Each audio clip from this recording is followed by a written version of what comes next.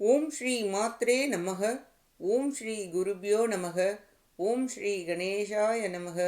ஓம் ஸ்ரீ சுப்பிரமணிய சுவாமினே நமக. ஓம் நம சிவாய சிவாய நமக.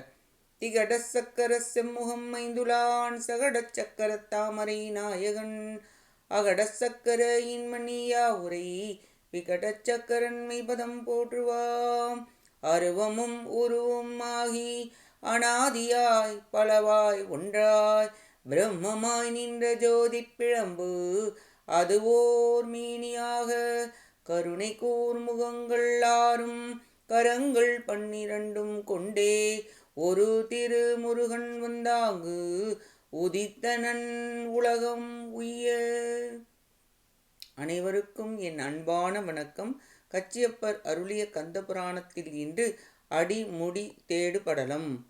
பிரம்மா தன் மகனாகிய தக்ஷனின் மயக்க உணர்வால் அனைவரும் அடைந்த இன்னல்களை கூறி சிவபெருமானை அறிவுபூர்வமாக வழிபடுக என அறிவுறுத்திய போது தான் முன்பு மயக்கத்தால் அடைந்த துன்பத்தை விளக்க ஆரம்பித்தார். தக்ஷன் சிவபெருமானிடம் இருந்து வரங்களை பெற்று மயக்கத்தால் அவன் பெற்ற செல்வம், மதிப்பு, உமையம்மையின் தந்தை என்ற சிறப்பு, தன் கீழ் உள்ள துதிப்போர் பணிவிடை செய்வோர் அனைவரையும் இழந்து துன்பம் அடைந்தது போல் உயிர்க்கூட்டங்கள் அனைவருக்கும் மயக்கமுற்று மறந்து இப்படி ஒரு நிலை வருவது இயற்கையே. எங்களுக்கும் வந்தது. படைக்கும் தொழிலை செய்த நானும் காக்கும் தொழிலை செய்த திருமாலுக்கும் முன்பொரு காலத்தில் மயக்க உணர்வு அடைய பெற்றோம்.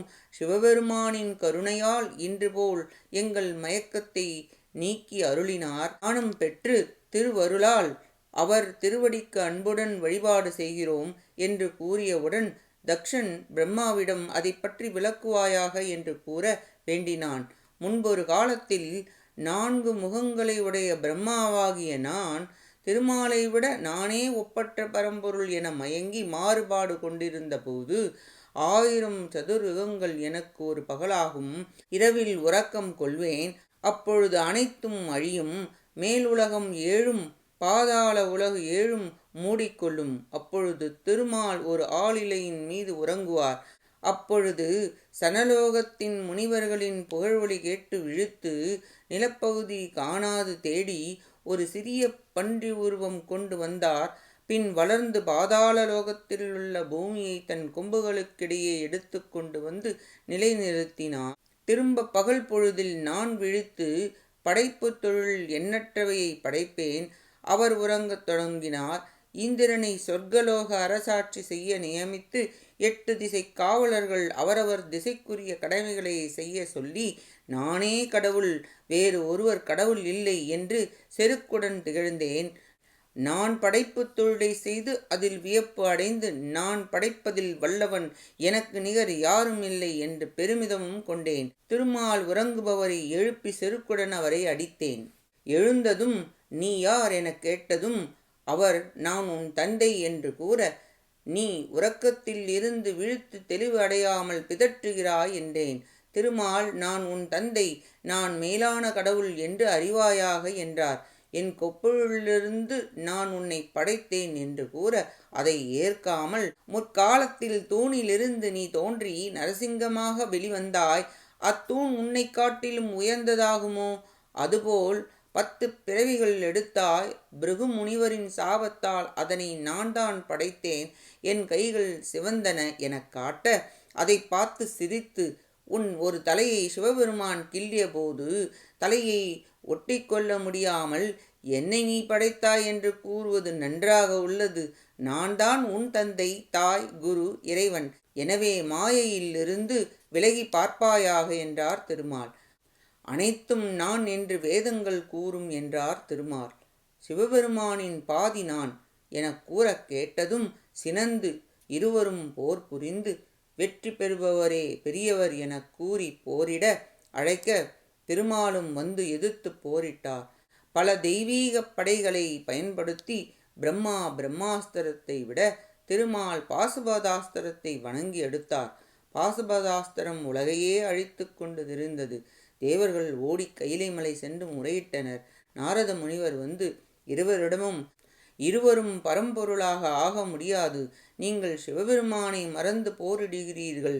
அவரை தியானித்து பெற்ற பாசுபதாஸ்திரத்தை பெற்றுக்கொண்டு அவரை மறந்து போரிடுகின்றீர்கள். இனி அதை கைவிடுங்கள், இல்லையேல் அவர் வந்து உணர்த்துவார் என ஞானத்தால் அறிந்து கூறினார் நாரத முனிவர். அப்பொழுது, நாங்கள் ஏற்காது தொடர்ந்து போரிட்டோம். 1000 ஆண்டுகள் போரிட்டோம். இருவரும் அறிவற்று போனோம். செருக்கு கொண்டு அதன் விளைவுகளை உணரவில்லை. உலக உயிர்கள் அழிந்து போயின. அப்பொழுது அதனை உணர்த்த சிவபெருமான் நினைத்தார். மாசி மாதத்தில் நள்ளிரவில் அமாவாசைக்கு முந்தைய நாள் சதுர்தசி அன்று நாங்கள் கண்டு நடுங்குமாறு எங்கள் மத்தியில் நெருப்பு மலை பேரொளி வடிவமாகத் தோன்றியது. இருவரின் பாசுபதாஸ்திரத்தையும் கவர்ந்து கொண்டு தடுக்க இயலாது உச்சி வானம் வரை சென்றது. இருவரும் அந்த ஜோதியை பார்த்து கொண்டிருக்கும் பொழுது, சிறுவர்களே, சிவபெருமான் ஜோதி வடிவாய் தோன்றியுள்ள இப்பேரொளியின் அடியையும் உச்சியையும் ஒழுங்கான முறையில் கண்டறிவீராக என்னும் சொல் தெளிவாக கேட்டது. நாங்கள் சினத்தை விட்டோம், செருக்கை விடவில்லை. உங்களின் வலிமையை காட்டுக என்று கூறியது யார் என எண்ணினோம். இருவரும் அரிய சபதம் செய்து கொண்டோம். இஜ்ஜோதியானது உயர்ந்து வானுலகை ஊடுருவி சென்றும் நிலப்பகுதியை அகழ்ந்து புகுந்தும் செல்கிறது. இதனை யார் அறிகிறார்களோ அவரே தலைவர் என சூளுரை செய்து கொண்டோம். உச்சியை நான் காண்பேன் என மொழிந்தும், திருமால் ஒப்பற்ற பன்றி உருவம் கொண்டு கூர்மையான வாய் பற்கள் கொம்பு கொண்டு கீழே செல்ல பாதாளத்தினுள் தேடி துருவி கடந்து சென்றார். நான் அன்னப்பறவை வடிவம் கொண்டு விரைந்து மேலே பறந்து ஆகாயத்தின் ஊடே தேடி சென்றேன். நீண்ட காலங்கள் சென்றன. பன்றியின் கொம்புகளில் வலி உண்டாகி உடல் தளர்ந்து வலிமை நீங்கி பெருமூச்சு அகன்று போட்ட சபதம் அகன்றது. அகங்காரம் ஒழிந்தது. அறிவு தெளிவு அடைய திரும்ப வர வலிமை இல்லாது சிவபெருமானின் திருவடிகளையே தியானிக்கலானார். பிழையை பொறுத்தருள வேண்டினார். தவற்றை உணர்ந்தார்.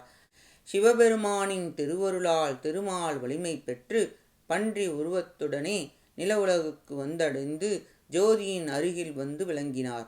மேலே சென்ற நான் 1000 ஆண்டுகள் தேடியும் உச்சியை காண இயலாது.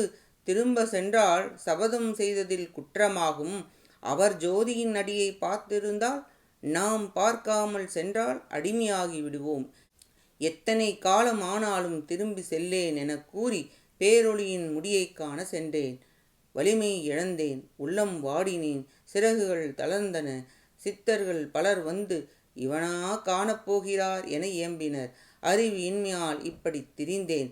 பின் அவர் அருளால் மனதில் உள்ள குற்றம் போக்கி அருளியதால் சிவபெருமானை துதித்தேன். இருவரும் அவரின் அடியையும் முடியையும் கண்டறியாதவர்களானோம்.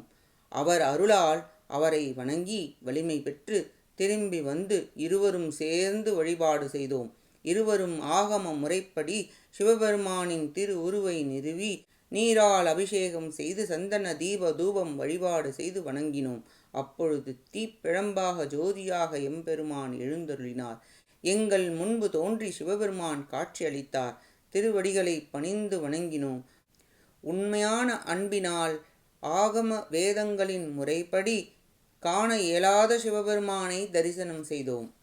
அஞ்ஞானத்தை போக்கி அறிவினை அளித்து எங்கள் உள்ளத்தில் குடிகொண்டு இயக்குபவர் சிவபெருமானே என கூற, பிள்ளைகள் எது செய்தாலும் பெற்றோர்களுக்கு அது இனிமை பயப்பது போல் நாங்கள் செய்த தீய செயல்களை போக்கி அருள் புரிந்தார். படைத்தல் காத்தல் இரு தொழில்களையும் செய்யும் முதன்மைத்தன்மை அருளி பிழைகளை பொறுத்தருளினார். அது மட்டுமல்லாமல், நீங்கள் செய்த பிழைகளை குறித்து சிறிதும் நினைத்து வருந்தாதீர். உங்கள் வழிபாட்டை மகிழ்ச்சியுடன் ஏற்றோம் என கூறி பதவிகளை அளித்து அருளினார். வரங்களை தர கேட்க, தங்களிடம் எப்பொழுதும் அன்புடன் இருக்க அருள் புரிவீராக என்று வேண்ட அவ்வரத்தை தந்து தீ ஜோதியில் கலந்தார். நாங்கள் இருவரும் அஜோதியை தொழுதோம். அஜோதி சுருங்கி மலையாக அனைவரும் போற்றும் வண்ணம் மாறியது.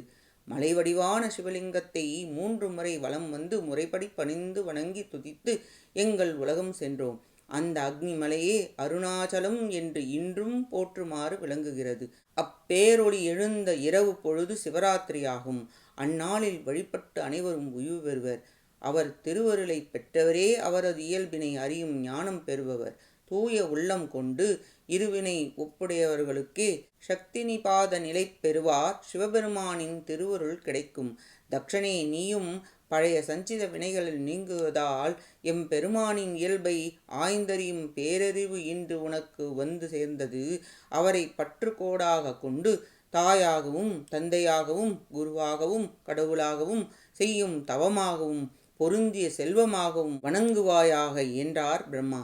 பிரம்மாவிடமிருந்து தக்ஷன் சிவபெருமானின் பெரும் கருணையை கேட்டறிந்து அவரே தலைவர் பரம்பொருள் என உணர்ந்து மகிழ்ந்து வணங்கினான் என கூறி அடிமுடி தேடு படலம் நிறைவடைகிறது. அடுத்த பதிவில் தக்ஷன் சிவபூஜை செய் படலம் பற்றி பார்ப்போம். கேட்ட அனைத்து நல்லுள்ளங்களுக்கும் நன்றியும் வணக்கமும் கூறி விடைபெறுகிறேன். மூவிரு முகங்கள் போற்றி முகம்பொழி கருணை போற்றி ஏவரும் துதிக்க நின்ற ஈராறு தோள்கள் போற்றி காஞ்சி மாவடி வைகும் செவ்வேள் மலரடி போற்றி அண்ணான் சேவலும் மயிலும் போற்றி திருக்கைவேல் போற்றி போற்றி. ஆறிரு தடந்தோள் வாழ்க ஆறுமுகம் வாழ்க வெற்பை கூறுசை தனிவேல் வாழ்க குக்குடம் வாழ்க செவ்வேள் ஏரிய மஞ்சை வாழ்க யானைத்தன் அணங்கு வாழ்க மாறிலா வள்ளி வாழ்க வாழ்க சீரடியாரெல்லாம். வான்முகில் வழாது பெய்க மலிவலம் சுரக்க மன்னன் கோன்முறை அரசு செய்க குறைவிலாது உயிர்கள் வாழ்க. நான்மறை அறங்கள் ஓங்க நற்றவும் வேள்வி மல்க மேன்மை கொள் செய்வ நீதி விளங்குக உலகம் எல்லாம். வெற்றிவேல் முருகனுக்கு அரோகரா. காஞ்சி குமரகோட்ட முருகனுக்கு அரோகரா. நன்றி வணக்கம். வேலும் மயிலும் துணை. ஓம் சரவண பவ முருகா சரணம். திருச்சிற்றம்பலம்.